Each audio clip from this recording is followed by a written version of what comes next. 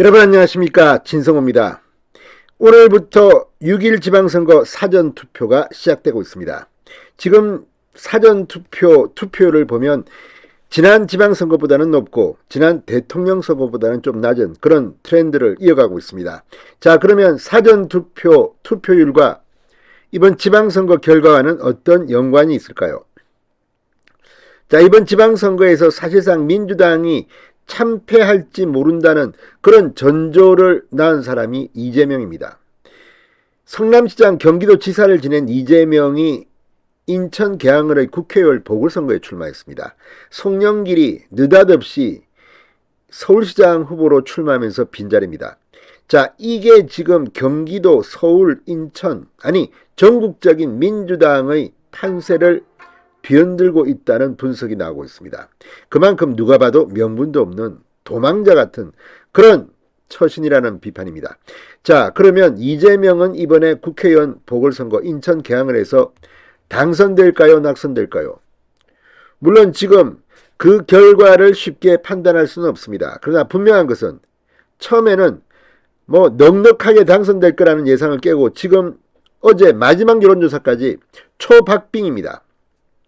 누가 이길지 아무도 모르는 그런 초박빙의 여론조사가 잇따라 발표되고 있습니다. 이런 가운데 사전투표에 대해서 여론조사 전문가 배종찬 인사이트 K 연구소장이 CBS에 나와서 상당히 중요한 발언을 했습니다. 사전투표율 결과에 따라서 이재명이 위험할 수도 있다는 겁니다. 그리고 지금 나오는 여론조사를 분석해보면 6070이 이재명을 떨어뜨릴 가능성이 높습니다. 자, 무엇보다 지방선거는 대통령 선거에 비해서 투표율이 상대적으로 많이 낮습니다. 6070 적극적 투표층이 많은 6070이 투표장에 가는 순간 이재명에게는 위험한 일이 벌어질 수도 있다는 겁니다. 자, 어느 수준이면 그렇게 될까요? 진성호의 직설 시작합니다. 방송에 앞서 아직 진성호 방송에 구독자가 아니신 분은 붉은색 구독 버튼 눌러주십시오. 더 좋은 방송으로 보답하겠습니다.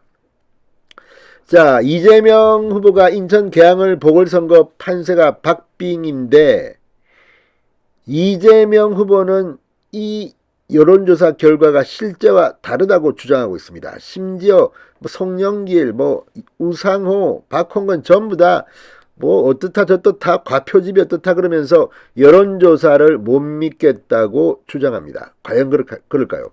자, 배종찬 인사이트 K 연구소장이 CBS 라디오 한판 승부에 나와서 이렇게 말했습니다. 이재명 후보가 당황인지 황당인지 지금 경황이 없을 것이다. 지금 여론조사가 왜 이렇게 나와 하고 인정하고 싶지 않은 마음도 있을 것이다. 실제 여론조사가 투표의 결과는 아니다. 여론조사는 조사하는 그 시점에 응답자들의 판세를 살짝 찍어낸 것이고 투표 결과는 투표자의 결과인 것이다. 그래서 이재명 후보의 마음과 판단에는 그래도 내 지지층들이 더 적극적으로 투표를 할 거야. 정작 투표를 하면 내가 누구야, 나 이재명이야, 이러면서 득표율이 더 높아질 것이라고 하는 그런 믿음이 있을 것이라고 분석했습니다. 그러면서 배 소장은 이렇게 진단합니다. 인천 계양을 사전 투표율이 30% 이상 나오면 이재명 후보에게 좀 희망적일 수 있다. 사전 투표율이 20% 초반 정도에 머무른다면 저는 이재명 후보가 상당히 난감한 상황이 발생할 수도 있다고 본다고 말했습니다.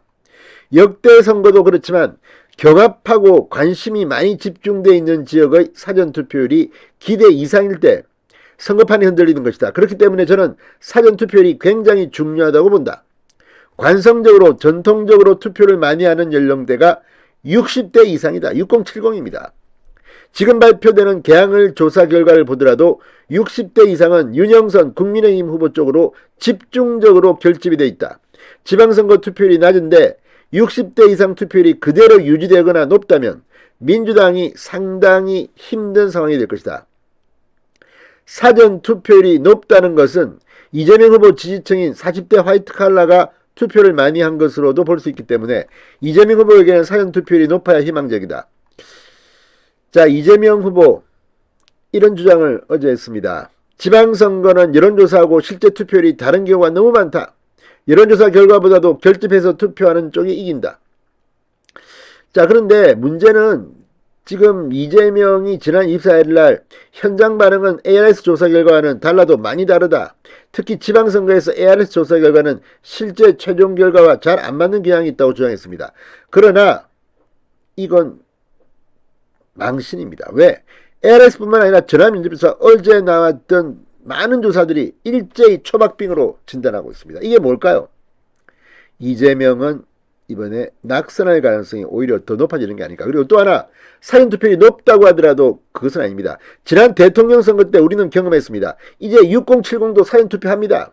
그전에는 뭐 일부 주장에 따라서 사전투표하면 표가 무효가 된다, 뭐 조작한다. 물론 그럴 가능성이 전혀 없다고 할 수는 없지만 그렇게 하는 것이, 자, 사전투표 이틀과 본투표 하루, 사흘 동안 투표하는 것과 사전투표를 거부하고 본투표 하루만 하는 것, 물론 유권자의 자유입니다. 그럼에도 불구하고 사전투표율이 반드시 20, 30, 40 젊은 사람만 하는 건 아닙니다. 요즘은 60, 70도 많이 합니다. 오늘도 사전투표장에 어르신들이 엄청나게 나왔습니다. 그래서 저는 사전투표가 무관하게 이재명은 이번에 힘들지도 모릅니다. 왜? 지방선거는 투표율이 상대적으로 낮고 60, 70이 투표장에 많이 갑니다. 투표는 해야 하는 겁니다. 여론조사는 연령별로 분석하지만 투표는 그렇지 않습니다. 찍은 사람이 당선을 시키는 겁니다. 이재명이 상당히 힘들어졌습니다. 진성호의 직설이었습니다. 여러분 감사합니다.